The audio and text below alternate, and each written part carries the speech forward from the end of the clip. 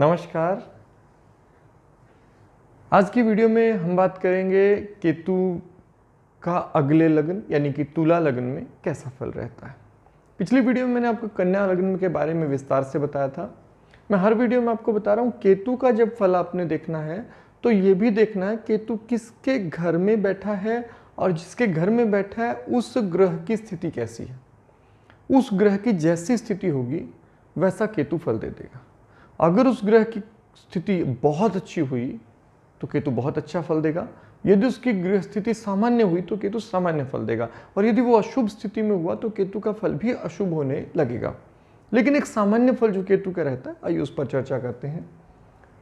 अगर केतु तुला में लग्न में केतु है और शुक्र शुभ स्थिति में है तो यहाँ केतु की जैसे ही दशा अंतर्दशा आती है ऐसे व्यक्ति की प्रतिभाएं निखरने लगती हैं, उसकी अभिव्यक्ति बहुत अच्छी हो जाती है, पर्सनैलिटी में बहुत ज़बरदस्त इंप्रूवमेंट होती है, व्यक्तित्व निखरने लगता है। दूसरा, लोगों के साथ संबंध थोड़े अच्छे होने लगते हैं, सभी के साथ आम जनमानस उसकी ओर आकर्षित होने लगता है, क्योंकि पंचम दृष्टि उसकी संतान पर पड़ती है तो संतान के लिए और शिक्षा के लिए बहुत अच्छा केतु की दिशा मानी जाती है। ये उनमें इंप्रूवमेंट होती है, संतान के साथ संबंध में इंप्रूवमेंट होती है, वैवाहिक जीवन के लिए अच्छा माना जाता है, सुख साधन संतान के साथ पत्नी के साथ जो है ना संबंध भी अच्छे होने लगते हैं, पार्टनरशिप में इंप्रूवमेंट होने लगती है। फिर साथ साथ अगर देखेंगे तो पिता के साथ संबंध अच्छे करता है ये केतु, धन के लिए अच्छा माना जाता है, भाग्य से धन की वृद्धि कराता है। अगर केतु यहाँ पर है द्वितीय भाव में, अब यहाँ केतु जो है अगर मंगल बहुत ही विशिष्ट स्थिति में हो तो अलग बात है, नहीं तो केतु यहाँ पर आमतौर पर शुभ फल नहीं देता है। अल्प अशुभ सदैव मानिए, कभी कभी अधिक अशुभ भी हो सकता है। यहाँ दशा अंतरदशा में अगर मंगल बहुत योग कारक स्थिति में तो धन के लिए अच्छा होगा, अन्यथा ये एक तो ऐसा व्यक्ति वाणी में बहुत ज़्यादा कूटनीतिक वाणी बोलता है, डिप्लोमेट वाणी का होता है, कभी सही तरीके से बातचीत में आमतौर पर वो संशय में रहता है, एक कूटनीतिक तरीके से बात करता है, और फिर दांतों के लिए अच्छा नहीं होता, मुख के रोग पैदा करता है, आंखों की समस्याएं यहाँ केतु पैदा कर सकता है। यहाँ पर केतु जो है सदैव अल्प अशुभ फल देता है, थोड़ा अशुभ देता है, बहुत अशुभ नहीं लेकिन बहुत शुभ भी नहीं होता है केतु यहाँ पर। अगर केतु यहाँ पर बैठा है नवम भाव में, अब यहाँ केतु सदैव आमतौर पर अशुभ फली माना जाता है, ये अच्छा फल नहीं देता है। अब यहाँ केतु होने पर भाई बहनों के साथ संबंध में भी परेशानी पैदा करता है, और छोटी छोटी यात्राओं से हानि होने लगती है, परेशानी होने लगती है, बार बार यात्राएं ज़्यादा होती हैं दशा अंतरदशा में, लेकिन लाभ उनसे प्रत्याशित नहीं होता है। फिर दूसरा, इसकी पंचम स्थिति, पंचम दृष्टि इसकी दशा अंतरदशा में पत्नी स्थान पर भी पड़ती है, तो पत्नी के साथ संबंध दशा अंतरदशा में खराब करता है, पार्टनरशिप में बाधाएं पैदा करने लगता है, अड़चने पैदा करने लगता है। जो दैनिक इनकम होती है, प्रतिदिन की जो इनकम होती है, उसमें भी ये अस्थिरता पैदा कर देता है, तो ये स्थिर नहीं रहने देता डेली इनकम को भी। फिर अगर दूसरा देखा जाए सामने की ओर, इसकी दृष्टि पिता के साथ संबंध को खराब करती है, भाग्य में अड़चने बढ़ने लगती हैं, और इसकी जो नवम दृष्टि है वो आय के स्थान पर पड़ती है, तो इनकम सोर्सेज को भी बहुत बुरी तरह प्रभावित करता है। छोटे और बड़े भाई बहनों के साथ संबंध को भी प्रभावित करता है, बड़े भाई बहनों के साथ इस दशा में संबंध ज़्यादा खराब होने लगते हैं। अगर केतु चौथे स्थान में हो यहाँ पर, अब यहाँ केतु जो है वो आमतौर पर देखे तो माता के साथ संबंध को खराब करता है। यहाँ पर केतु जो है बहुत शुभ स्थिति वाला माना जाता है, और शनि यदि योग कारक स्थिति में हो तो दशा अंतरदशा में सुख साधनों को बढ़ाएगा, भूमि वाहन मकान का सुख पैदा करेगा। ऑल ओवर जो केतु की यहाँ दशा होगी वो अच्छी जाएगी, दशा में संघर्ष कम होगा, बाधाएं कम होंगी, अड़चने हटने लगेंगी, आपको रास्ते खुलते हुए नजर आएंगे। काम में ये केतु बहुत ज़्यादा अच्छा तो नहीं, लेकिन काम को भी थोड़ा लाभ पहुंचाता है, प्रगति उन्नति होने लगती है, आपको रास्ते समझ में आने लगते हैं प्रोग्रेस के। और साथ साथ जब ये केतु की दशा अंतरदशा स्टार्ट होती है तो ये खर्चे को कम कर देता है। यदि आप विदेश में जाकर बसने की प्रक्रिया में हैं और केतु की दशा स्टार्ट हो जाती है तो यहाँ आपके लिए केतु हेल्पफुल होता है विदेश में सेटल होने में। अगर केतु यहाँ पंचम भाव में स्थित है और शनि बहुत अच्छी स्थिति में आपकी कुंडली में है, तो ऐसी केतु की दशा अंतर्दशा बहुत ही शुभ होती है। ये संतान के लिए, शिक्षा के लिए और एक तरह से समझिए कि बड़े लोगों के साथ संबंध को आपके बेहतर करती है। और साथ साथ ही केतु की दशा जो है आपके भाग्य में बहुत ज़बरदस्त उन्नति पैदा करती है। दशा अंतर्दशा में आपके पिता के साथ संबंध आपके बेहतर होने लगते हैं और आपके उन्नति का ये अच्छा समय रहता है। और फिर आय को बहुत स्थिर कर देता है, बढ़ाने लगता है, लोगों के साथ संबंध को अच्छा करता है, आपकी पर्सनैलिटी को सुधारता है, आप में मैच्योरिटी को लाता है ये केतु, और आप में जो है एक गंभीरता की सोच को पैदा कर देता है। तो हाँ, ये केतु यहाँ पर बहुत अच्छा और शुभ फली माना जाता है। अगर केतु जो है यहाँ पर हो, यहाँ पर केतु आमतौर पर ये माना जाता है कभी शुभ फल नहीं देता है। जब भी केतु की दशा अंतर्दशा आएगी, रोग, झगड़े, मुकदमे, कर्ज सब में वृद्धि होने लगेगी, शत्रुओं की संख्या बढ़ने लगेगी। यहाँ पर केतु होना मतलब आपका खर्चा बढ़ जाना, धन में कमी होना, संग्रहित धन में कमी होना, साथ साथ यहाँ पर आपका जो है पंचम दृष्टि इसकी काम पर भी पड़ेगी, काम में ज़बरदस्त डिस्टर्बेंस पैदा करता है जब ये केतु की दशा अंतर्दशा आती है।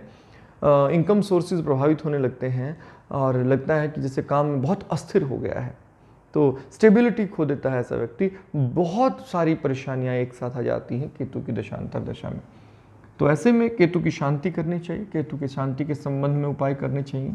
यदि केतु यहाँ पर है सप्तम भाव में, सप्तम भाव में केतु वैवाहिक जीवन के लिए अच्छा नहीं माना जाता। यहाँ पर जब भी केतु की दशा अंतर्दशा आएगी, यदि मंगल बहुत विशिष्ट शुभ स्थिति में हो तो बात थोड़ी अलग कह सकते हैं, अन्यथा यहाँ पर वैवाहिक जीवन के लिए अच्छा नहीं। पत्नी में रोग पैदा करता है, पार्टनरशिप में समस्याएं पैदा करता है, डेली वेजेस की इनकम को प्रभावित करता है बहुत बुरी तरह से केतु की दशा अंतर्दशा यहाँ पर।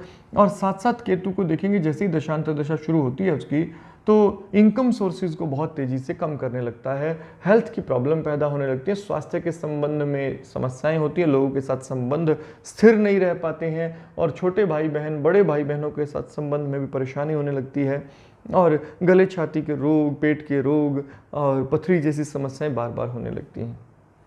अगर यहाँ पर केतु है, यहाँ पर केतु सदैव अशुभ फल देगा। केतु का अष्टम भाव में होना आपको बहुत ज़्यादा बाधाएं, अड़चने, स्ट्रगल पैदा करेगा। संघर्ष ही संघर्ष रहता है लगभग पूरी दशा में, बाधाएं ज़्यादा होती हैं। अगर केतु को आप देखिएगा तो केतु की पंचम दृष्टि इनका आपके खर्च पर पड़ेगी, खर्च को बढ़ा देगा। केतु की सप्तम दृष्टि धन पर पड़ेगी, धन की कमी करने लगेगा। केतु की नवम दृष्टि माता के स्थान पर पड़ेगी, माता को रोग पैदा करेगा, सोम को भी रोग पैदा करेगा और भूमि, वाहन, मकान सब में अड़चने पैदा होने लगेंगी। तो अस्थिरता ले आएगा, संघर्ष को बढ़ा देगा, दुख अधिक महसूस करेंगे आप। अगर केतु जो है यहाँ पर हो यानी कि नवम भाव में, अब नवम भाव का जो केतु है यह भी बहुत शुभ माना जाता है। यहाँ पर यदि बुध थोड़ी योग कारक स्थिति में हो तो ये केतु की दशा अंतर्दशा बहुत भाग्यशाली दशा मानी जाती है।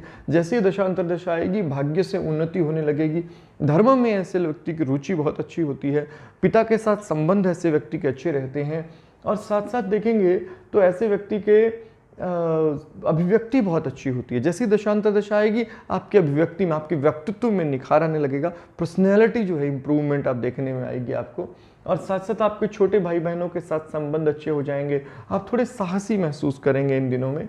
और साथ साथ आपका नवम दृष्टि जो है यहाँ पर केतु की पड़ेगी, लगभग संतान स्थान पर पड़ेगी, तो संतान में आपके साथ संबंध अच्छे होंगे, संतान का सुख आपका बढ़ जाएगा और जो शिक्षा का स्तर है आपका उसमें इम्प्रूवमेंट केतु लाता है। तो यहाँ केतु सदैव शुभ फली माना जाता है। अब यहाँ केतु का होना अधिक शुभ फल नहीं देता है, उसके शत्रु की राशि है, लेकिन केतु यहाँ योग कारक स्थिति में होने पर, अगर चंद्रमा बहुत योग कारक स्थिति में है तो केतु बहुत अल्प अशुभ फल देगा। अन्यथा यहाँ जब भी केतु की दशांतरदशा शुरू होगी तो आप देखेंगे काम में अस्थिरता पैदा कर देगा। ये काम के लिए अच्छा नहीं माना जाता, इससे इनकम सोर्सेज भी प्रभावित होंगे, तो धन में कुछ कमी आने लगेगी, शत्रु परेशान करने लगेंगे काम को, अड़चने बाधाएं थोड़ी सी काम में बढ़ जाएंगे। तो यहाँ केतु अधिक शुभ फल देने वाला कभी नहीं होता। यहाँ पर केतु बैठकर सदैव अशुभ फल ही देगा। अब यहाँ पर केतु जब भी दशा अंतर्दशा आएगी तो क्या होगा कि केतु की दशा में इनकम जो है आपकी वो अस्थिर हो जाएगी, आय में बाधाएं आने लगेंगी, यात्राओं में परेशानी होने लगेगी, भाई बहनों के साथ संबंध खराब होने लगेंगे और संतान के साथ विवाद अधिक होने लगेंगे। संतान में आप देखेंगे तो परेशानियां पैदा करेगी। वैवाहिक जीवन के लिए भी यह केतु की दशा अंतर्दशा अच्छी नहीं होगी। तो यहाँ केतु बहुत अशुभ माना जाता है सदैव। अगर केतु यहाँ बैठा है, यहाँ भी केतु आमतौर पर शुभ फली तो नहीं कह सकते हैं, क्योंकि यहाँ केतु आने पर खर्च तो बढ़ेगा ही, रोग में भी वृद्धि होगी, थोड़ा सा झगड़े बढ़ जाएंगे। लेकिन केतु यहाँ अगर आप विदेश में सेटल होने की सोच रहे हैं तो ये केतु की दशा अंतर्दशा यहाँ बहुत फायदेमंद होती है, बहुत अच्छी मानी जाती है। आमतौर पर हम देखते हैं कि अगर ऐसी दशा अंतर्दशा शुरू होने वाली है और व्यक्ति विदेश में जाकर सेटल होने की कोशिश कर रहा है तो आसानी से ऐसा सब हो जाता है। तो ये इस दृष्टि से अच्छा है। अगर आप विदेशी संबंध का काम करते हैं, विदेश से कोई संबंध वाला काम करते हैं तो उसमें भी अच्छी है। यहाँ बुध जो है, यहाँ केतु जो है आध्यात्मिक दृष्टि से भी बहुत अच्छा माना जाता है। अगर आप आध्यात्मिक पथ पर हैं तो केतु की दशा अंतर्दशा महादशा आने पर आपको बहुत ज़बरदस्त लाभ आध्यात्मिक दृष्टि से रहता है। केतु यहाँ मोक्ष की संभावना को प्रबल करता है। हालांकि गुरु की राशि में केतु जो है मोक्ष को विशेष रूप से फलित होता हुआ देखते हैं हम, तो यहाँ वैसा फल तो नहीं है, लेकिन ये जरूर है कि आप मोक्ष के मार्ग पर आगे की ओर तो जरूर बढ़ेंगे, मुक्ति के मार्ग पर आगे की ओर तो उन्नति जरूर करेंगे। तो ये केतु का फल है तुला लग्न में। आज की वीडियो में इतना ही। अगली वीडियो में अगले लग्न पर बात करेंगे। तब तक आपका दिन शुभ हो। धन्यवाद।